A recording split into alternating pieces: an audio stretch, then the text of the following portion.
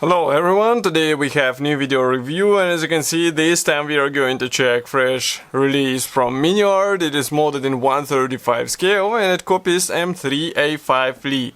But the point about this kit is that here we have non-interior kit. As you can see, there is no sign that it includes anything inside. And it might be attractive for some modders who usually complain why do they need interior when they plan to build the closed vehicle. Here you won't get anything inside. It will be purely classic armor kit as we know it. So we are going to open it and check what is inside. So first of all, box size is typical. Here you can see comparison with my hand. Then on this side we have some safety advices, also address of the manufacturer, barcode. And of course on the other side you can see 3 marking options which are included into this kit. We have here German tank as well. Well, it's captured tank, but it will be interesting to see Lee with German cross on it. So it's a top opening box, and here is what we have inside. So as usual, all sprues are packed into the same plastic bag, and I mean, for some it is a really nice point, for some modders it is, let's say, not that cool feature of the kit, but we have what we have, so we'll open it and check what is hidden inside. So let's move this back, and of course assembly manual will be in the end. Okay, so now I just need scissors in order to open it, because as usual this is a sealed plastic bag. And in the meantime, let me remind you that you can support us, and it is quite easy to do because we have special donate button on our website. So you just click it and choose the amount you would like to donate us via PayPal, and of course all this money will be sent directly to our account. And believe me, with your help we are able to grow, we are able to improve our photo and video quality. So I really appreciate donations from those of you who already sent at least a minor amount of, let's say, donation. So just give me a second. And believe me, even $5 donation makes a difference, because we are able to collect more and more, save a bit, and then get new equipment, get some new kit, or maybe something else.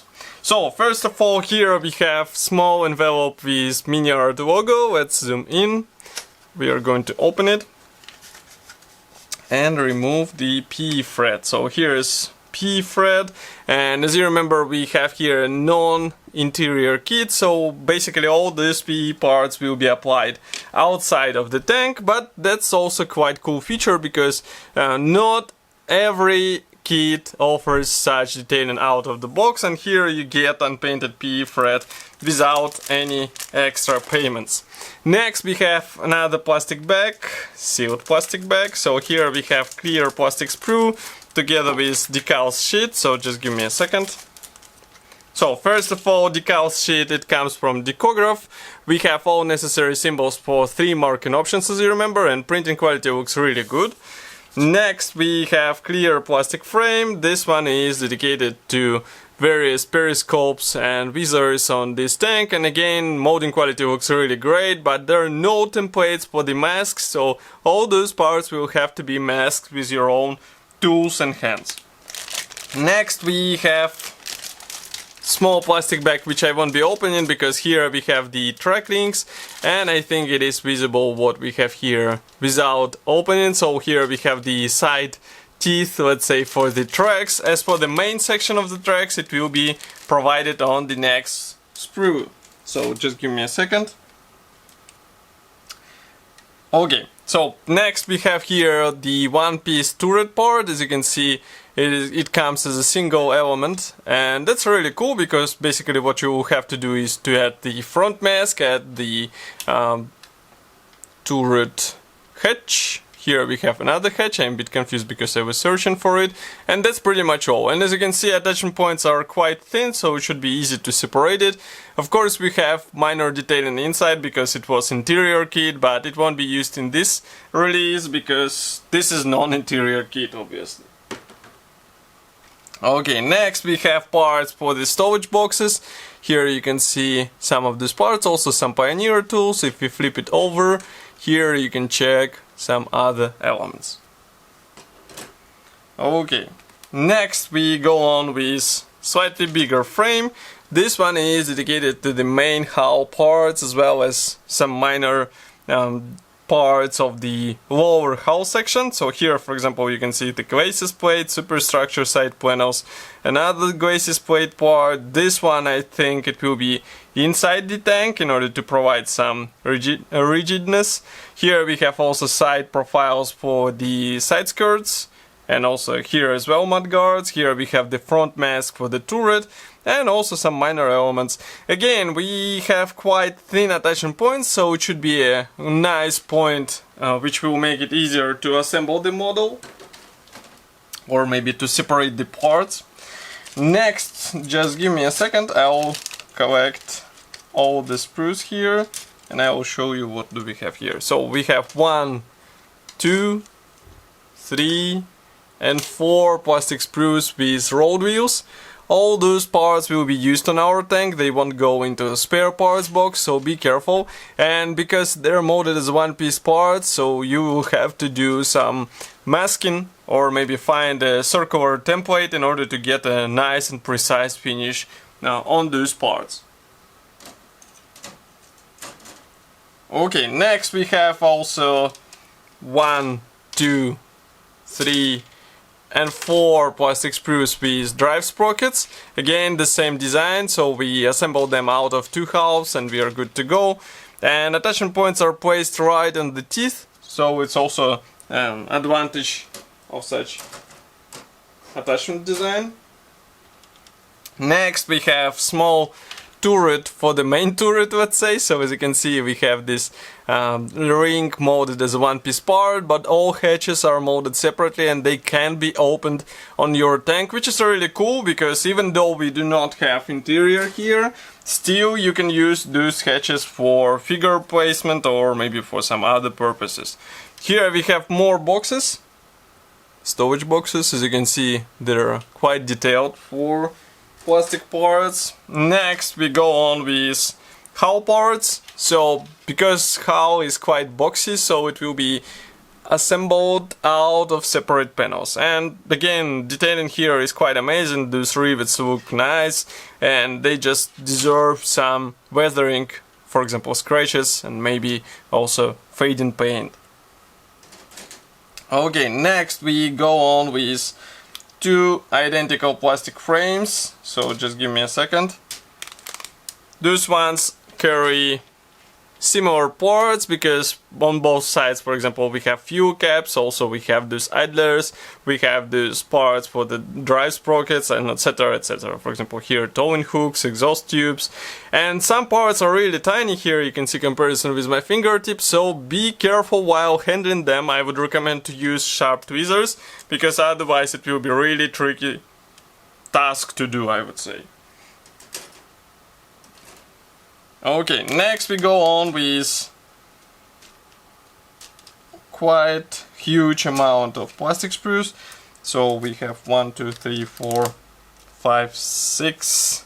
So 6 plastic sprues of one type. I will show you only one. Obviously this will be used for the suspension bogies. I mean, M3 is quite famous for its for this part, and of course it will take some time to assemble, so be ready for this, and of course it will be tedious. There is no point in, let's say, arguing in this, but the overall design seems to be pretty much designed, detailed, and I think it will be easy to assemble as long as you are fine with repetitive tasks. Next we have another plastic sprue. This one is dedicated to various pioneer tools, one-piece shovel for example, axe, and some other elements. Again, molding quality looks fine, but I would be careful with those thin handles because they should be easy to break. I mean, it might happen. Next we have 1, 2, 3, 4, so 3 here plastic sprues, 3 more, 3 more, and 3 more on the top. So all those sprues will be used in order to assemble the tracks. Those are basically the track pads, so just give me a second. I'll show you only one plastic sprue. So those track pads will have to be combined with track teeth, which we saw several minutes ago. So as you can see, those are two halves which should be glued together. Again, a bit tedious task, and you should be ready for such stuff, but I think it won't be difficult to get everything together, and it is a matter of patience, I would say. Okay, and last but not the least, we have here two plastic sprues. So first one carries the superstructure side panels with separate doors, and of course these doors can be opened, but you will expose only the emptiness inside your tank. And one more plastic sprue is dedicated to hull panels. As you can see, these are quite big. Let's not forget that this is a 1/35 scale kit, and they're designed from, detailed from both sides, but just one more time I remind you that we do not have any interior here, so you will have to be, let's say, conscious of this fact. Next we have assembly manual. It is printed in form of large brochure. It is color printed brochure, so no worries, everything will be interesting inside. We also have the short features list, so all hatches can be opened or closed. We have workable tracks, we have PE parts included, and decals for 3 camouflages, as you remember. So here we have first two marking options. First one comes from USA 1943, another one comes from so those tanks were used as an enemy tank in US Army during 1943. Here we have parts map and paints chart. Next we continue with another page of the parts map, and then we start assembly with lower hull part. As you can see, all those parts will have to be combined together. Don't be worried about alignment of those elements, because we have special tabs which will help you with proper position. Here we work on the rear section. Once again, we do not have any engine here inside, so it will be empty, and that's why it's worth just closing it and forgetting about it. Here we assemble the main turret, actually one with the main gun, but the main turret will be later. Here we continue with engine deck. We detail it with PE parts. As you can see, various handles and clamps, they will be replicated with metal, which is really cool. You get it out of the box. Here we continue with another side. We detail superstructure. Then we continue with spare tracks box. Here you can build the open or closed front hatch. Next we continue with PE parts on the frontal section of the vehicle. We install those special clamps for the spare tracks. Actually, those are assembly bogies process. And as far as you can see, these road wheels will have to be combined. These idlers will have to be combined with PE parts. Also, you have to assemble the drive sprockets. And of course you will have to repeat it twice from both sides. Next we continue with main turret. As you can see, it will be quite detailed, even though we don't have any internals here. Next we continue with installation of this turret onto the hull, and you're pretty much done. Here we have the third marking option. It comes from Brazilian Army 2nd Battalion of Combat Cars 1950s, quite interesting. Next we have also related items. Some of them were reviewed on our YouTube channel, so I recommend to check them. And here we have more of them.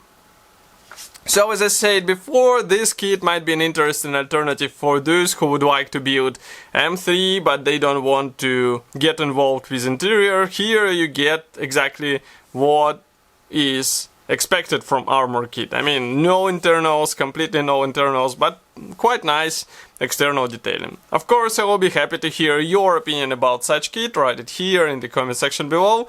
If you like this video, don't forget to press the like button, because it helps us greatly. And I will see you in the next video review as usual. Thank you for joining me today, and bye!